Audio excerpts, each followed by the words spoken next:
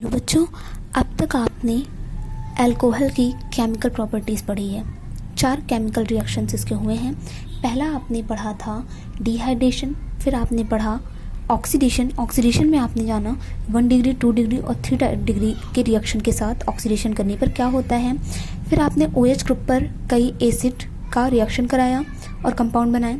फिर आपने पढ़ा रिएक्शन किया PCl3 और PCl5, उसके कुछ ट्रिक जाना और कैसे रिएक्शन को बैलेंस करते हैं ये आपने देख लिया। अब आपको अगली हेडिंग पढ़नी है डिहाइड्रोजिनेशन। ठीक है, ये डिहाइड्रोजिनेशन वर्ड जो है ये बिल्कुल मिलता जुलता है, लेकिन यहाँ आपकी जानकारी के लिए बता दूँ कि हमने आपको पहले बताया DE वर्ड कहीं भी लगा है तो उसका मतलब निकलना हो जाएगा। यहाँ पर भी DE लगा है, यहाँ पर भी निकलना हो जाएगा। तो जब हमने आपको डिहाइड्रेशन के बारे में बताया था तो हमने कहा डी का मतलब निकल जाना और हाइड्रेशन का मतलब है कि पानी का निकल जाना, लेकिन यहाँ डिहाइड्रोजिनेशन है तो नाम से पता चल रहा है कि निकल जाएगा, यहाँ से हाइड्रोजन निकलेगा। हाइड्रेशन में पानी निकला था, हाइड्रोजिनेशन में सिर्फ हाइड्रोजन निकलेगा। तो हम फॉलो करते हैं इसको 1 डिग्री, 2 डिग्री और 3 डिग्री अल्कोहल पर। तो यहाँ पर हम देखते हैं, अगर एक हमने ले लिया है ethyl alcohol CH3 CH2 OH, हम यहाँ से जब एथिल अल्कोहल का डिहाइड्रोजिनेशन करवा रहे हैं कॉपर के प्रेजेंस में, हम इसको 300 डिग्री सेल्सियस पर जब गर्म करेंगे तो इसके सिग्मा बॉन्ड की ब्रेकिंग होना शुरू हो जाएगी।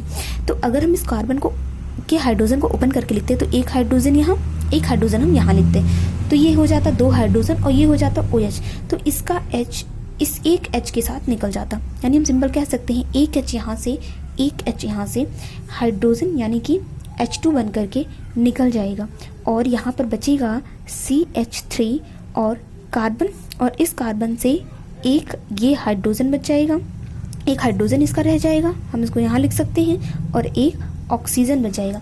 यानी हम ये कह सकते हैं सिंपल कि अगर हम 1 डिग्री अल्कोहल ले रहे हैं, 1 डिग्री अल्कोहल ले रहे हैं तो 1 डिग्री अल्कोहल से हम एल्डिहाइड का फॉर्मेशन कर सकते हैं। चलिए अगला हम रिएक्शन कराते हैं 2 डिग्री अल्कोहल। अगर हम यहाँ पर 2 डिग्री अल्कोहल ले लें, 2 डिग्री अल्कोहल का मतलब हो गया OH ग्रुप ऐसे कार्बन से अटैच हो जो 2 कार्बन से अटैच हो, तो उसको हम बोलते हैं 2 डिग्री अल्कोहल। सेम प्रोसेस हम यहाँ भी कर रहे हैं। अगर कॉपर के प्रेजेंस में हम 300 डिग्री सेल्सियस हम अगर टेम्परेचर देते हैं तो इसका एक हाइड्रोजन H2 बन करके, गैस बन करके निकल जाएगा और यहाँ पर बचेगा CH3 और एक ऑक्सीजन है, इसलिए ये हो जाएगा C डबल बॉन्ड O। यानी हमें यहाँ से पता चल रहा है कि अगर हम 2 डिग्री अल्कोहल लेते हैं और उसका डिहाइड्रोजिनेशन करवाते हैं तो हमें कीटोन मिलेगा। ये हमारा एक कीटोन ग्रुप है और ये इसका कॉमन नेम हो जाएगा एसीटोन, और ये है एसिटल्डिहाइड। इस तरीके से 1 डिग्री अल्कोहल से हमें एल्डिहाइड और 2 डिग्री अल्कोहल से हमें कीटोन मिल जाता है। अब हम बात करते हैं 3 डिग्री अल्कोहल की कि कैसे हम 3 डिग्री अल्कोहल का डिहाइड्रोजिनेशन करवा सकते हैं। 3 डिग्री अल्कोहल का मतलब हो गया OH ग्रुप किसी ऐसे कार्बन से अटैच हो जो 3 कार्बन से अटैच हो, तो हमारा ऐसा अल्कोहल कहलाएगा 3 डिग्री अल्कोहल।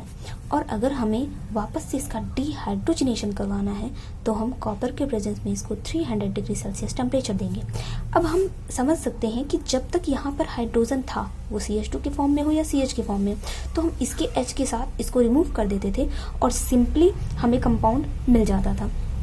लेकिन अब हम बात करते हैं, अगर हम इसमें देखें कि कैसे हम यहाँ से H और OH निकाल सकते हैं, हाइड्रोजन निकालना है, कैसे हम H से रिएक्शन करके हम इसको भी रिमूव करना है, तो हमें देखना होगा कि हम कैसे 2 हाइड्रोजन को और कहाँ से रिमूव करें। तो सिंपल देखिए, अब तक आप एक जगह से OH के पास से एक H और दूसरे कार्बन से उससे जुड़े हुए जो हाइड्रोजन होते थे उससे आप H निकाल देते थे, लेकिन यहाँ पर इससे जुड़े हुए कोई भी हाइड्रोजन नहीं है तो आप H2 गैस नहीं निकाल सकते। इसलिए सिंपल आप यहाँ पर लिख देंगे नो रिएक्शन, यानी इसका भी रिएक्शन नहीं हो सकता। इस तरीके से आपको अगली हेडिंग पढ़नी है रिएक्ट विद एसिड। कैसे हम अल्कोहल का रिएक्शन एसिड से कराते हैं। अब तक आप एक पढ़े हैं जब हम किसी एसिड का रिएक्शन अल्कोहल से कराते हैं, इसके पहले भी पढ़ा होगा, तो एस्टर और वाटर मिलता है और ये रिएक्शन आपका एस्टरिफिकेशन रिएक्शन कहलाता है, यानी acid react with alcohol to form ester and water. This process is called esterification reaction. तो इसके पहले अगर आपको एस्टर बनाने के मेथड में हमने आपको बताया था कि अगर आप जब आपको अल्कोहल का फॉर्मेशन करना था तो उसमें बताया था जब आप किसी एस्टर में वाटर का मिक्स करते हैं वाटर को तो अल्कोहल और एसिड मिल जाता है, तो आपका टारगेट अल्कोहल बनाना था। यहाँ पे अब आपको एसिड मिलाना है अल्कोहल में, तो हम देखते हैं रिएक्शन कैसे हम अल्कोहल में एसिड मिलाएंगे। ये है हमारा C2H5OH, अल्कोहल हमारे पास पहले से था, हम उसमें एसिड मिला रहे हैं। एसिड को हम थोड़ा सा एसिड टर्न करके लिख रहे हैं। हमारी एसिटिक एसिड जो है वो CH3COOH होती है, तो ये हमारी OOH, ये है हमारी एसिटिक एसिड, ये हमारा अल्कोहल। जो हमारा एसिड होता है वो H+ आयन को देता है। यहाँ से हम OH नहीं निकाल सकते क्योंकि हमारे अल्कोहल से OH जाएगा और एसिड सिर्फ H+ देगा।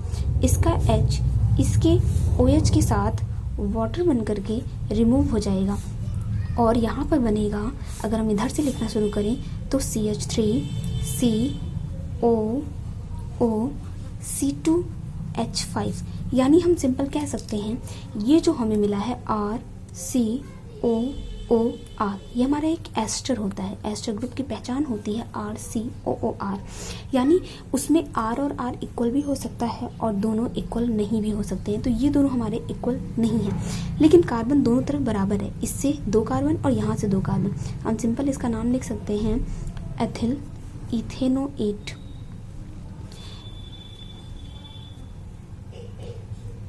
इथेनोएट, ये O8 ग्रुप लगता है एस्टर में, ये उसका होता है IUPAC नेम।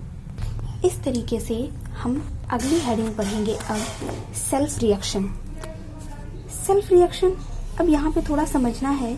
सेल्फ रिएक्शन का मतलब हो गया यहाँ पर कि अल्कोहल खुद से ही रिएक्शन कर ले। खुद से करने का मतलब है अल्कोहल से ही अगर रिएक्शन करे तो हम सिंपल करा सकते हैं एथिल अल्कोहल, यहाँ पे हम और थोड़ा सा अपोजिट करके C2H5OH, यानी हम कह सकते हैं C2H5OH के जब हम 2 मॉलिक्यूल लेते हैं और कंसंट्रेट H2SO4 के प्रेजेंस में उससे रिएक्शन कराते हैं तो एक का H एक के OH के साथ वाटर मॉलिक्यूल बन करके निकल जाता है और यहाँ पर जो कंपाउंड बनता है वो C2H5OC2H5। आप समझ सकते हैं कि ये ROR ग्रुप है और इसकी पहचान होती है, ईथर की पहचान होती है, यानी इसका कॉमन नेम हो जाएगा डाई एथिल ईथर। इस तरीके से हम इस कंपाउंड के प्रेजेंस में मीन्स कंसंट्रेट H2SO4 के प्रेजेंस में एथिल अल्कोहल के मॉलिक्यूल से ईथर का फॉर्मेशन कर सकते हैं। इसमें ये एक लैब मेथड होती है जिसमें अल्कोहल का सेल्फ रिएक्शन करवा करके और उसको 100 डिग्री सेल्सियस टेम्परेचर दे करके और उसमें ईथर का फॉर्मेशन किया जाता है।